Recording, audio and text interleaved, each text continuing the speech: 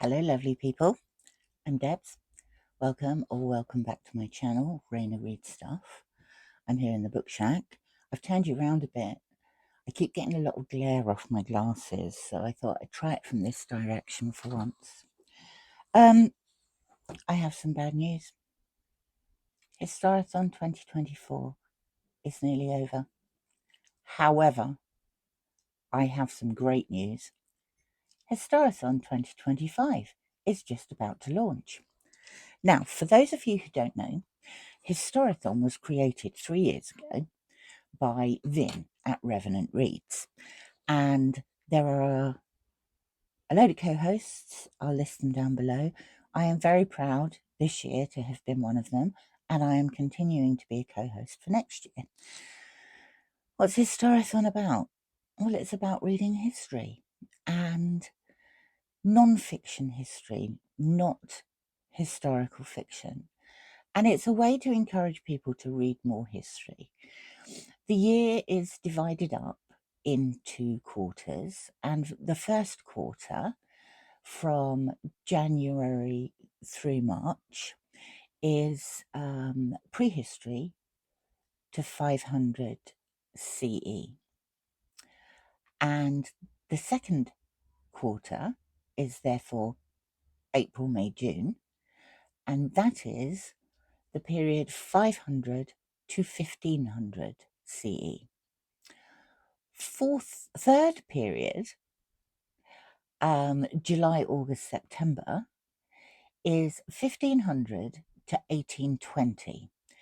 And there is a deliberate reason it has been set at 1820, and that's to tie in with a very popular event on BookTube, and that is Jane Austen July.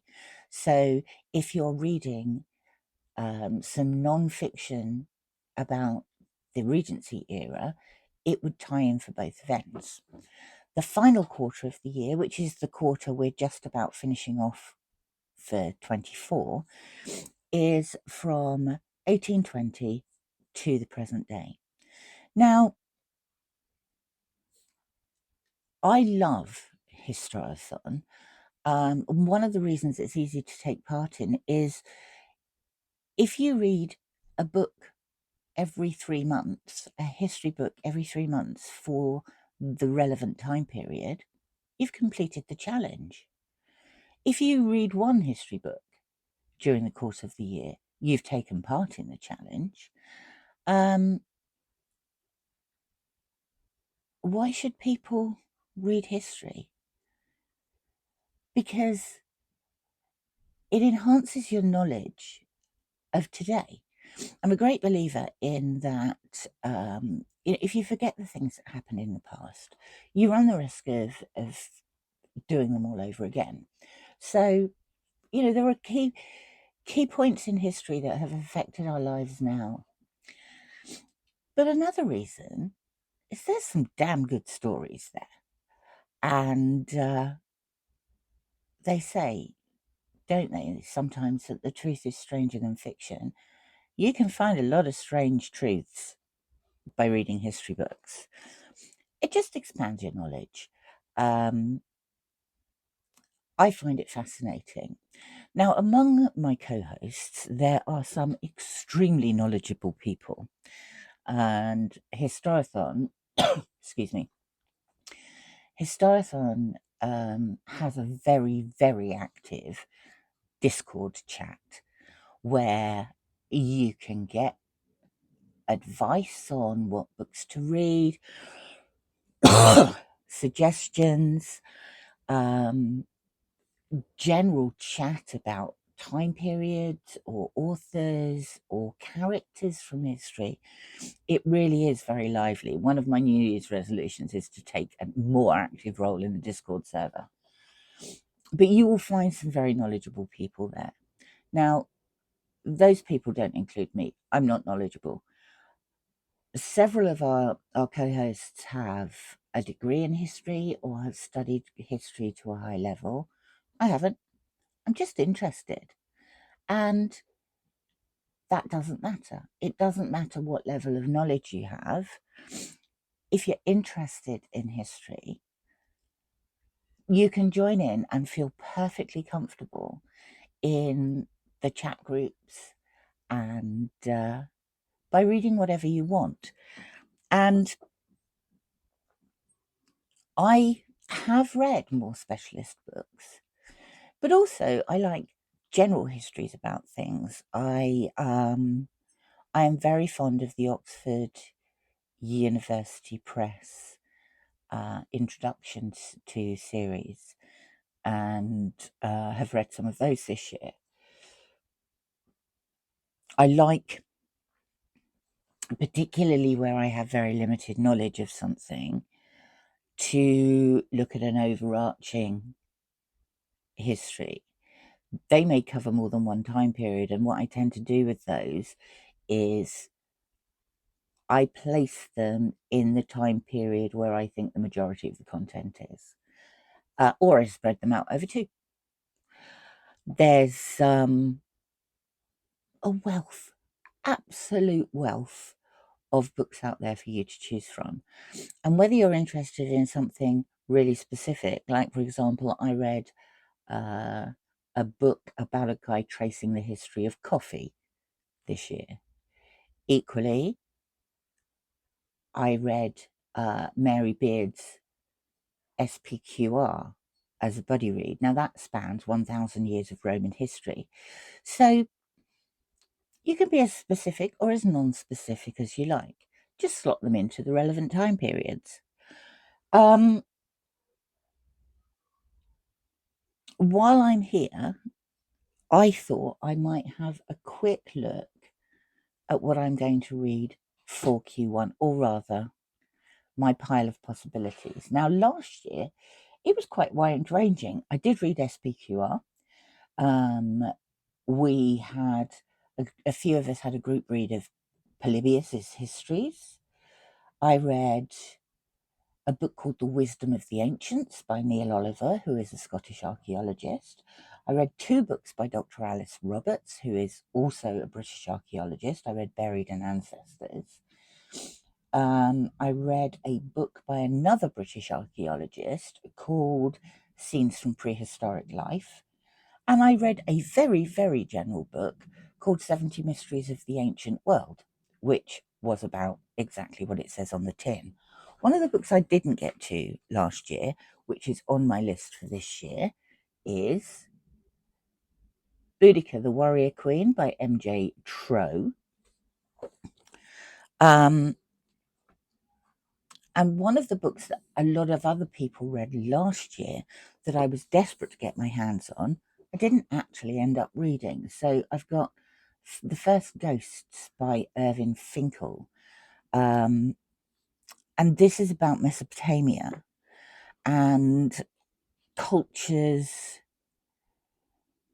that believed in ghosts and had a few things in common. Irving Finkel is a renowned expert on cuneiform.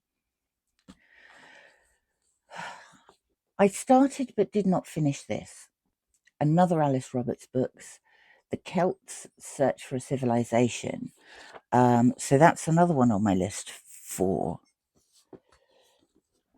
this coming quarter. And then also, I've hooked out this. This is called The Ancient Paths. It's by a guy called Graham Robb. It's sort of a travel log combined with history. The blurb on the back says, when Graham Robb made plans to cycle the route of the legendary Via Heraclea, he had no idea that his journey would change his understanding of pre-Roman Europe. The ancient path he followed took him deep into the civilization of the Celts, where his discoveries were so extraordinary, he spent years trying to disprove them. This is about a 15,000-mile journey on a bicycle, but it's also about what he found on that journey. So, there's a variety of things here. I also thought that I might have a look at things I knew very little about. So on my trusty e-reader, I have The Etruscan Connection by a guy called Dick Rosano. I've never read anything by him. I know very little about the Etruscans. Maybe this is my chance to learn. I also have, going through these pages quickly, a book entitled Before the Pharaohs, and this is exploring the archaeology of Egypt before the pharaohs. It's Stone Age archaeology of Egypt. It's written by a guy called Julian Maxwell Heath. I have a book on the Sumerians, Their History, Culture and Character by Samuel Noah Kramer. I have a book on Celtic warfare. Oh, I've got a sex book somewhere. Where's that?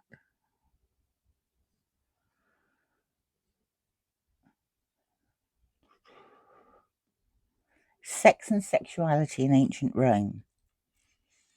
And that's by L.J. Trafford. I've got some more wide-ranging ones that are more like a country history that may or may not be for Q1. I'll decide once I've read them where they ought to be. But there's so many possibilities, so many possibilities. The books do not have to be huge and academic. They can be general, they can be very specific, they can be very small. I read another Irving Finkel book last year about the Lewis chessmen, which is a group of, there were 50 odd chessmen dug up on the Isle of Lewis by this farmer, and they were thought to be Viking. That was a very interesting book. It was about that big. So they don't have to be huge, great tomes. I have read big tomes. Equally, I've read small books as well. All I would say is that this is a fabulous event. It's got a hugely supportive creator and co-hosts. It's got a very active Discord group. And if you're remotely interested in history, give it a go. It's fun. And you can join. Historathon is the reason I joined BookTube, not last year, but the year before. And I came across it completely by accident, messaged Finn and said, I would like to join in too. Is that okay, even though it's June? And he said it was. So, if you come across this in April next year, don't be put off. Join in. Join in for the rest of the year and have fun. And I hope you'll join us.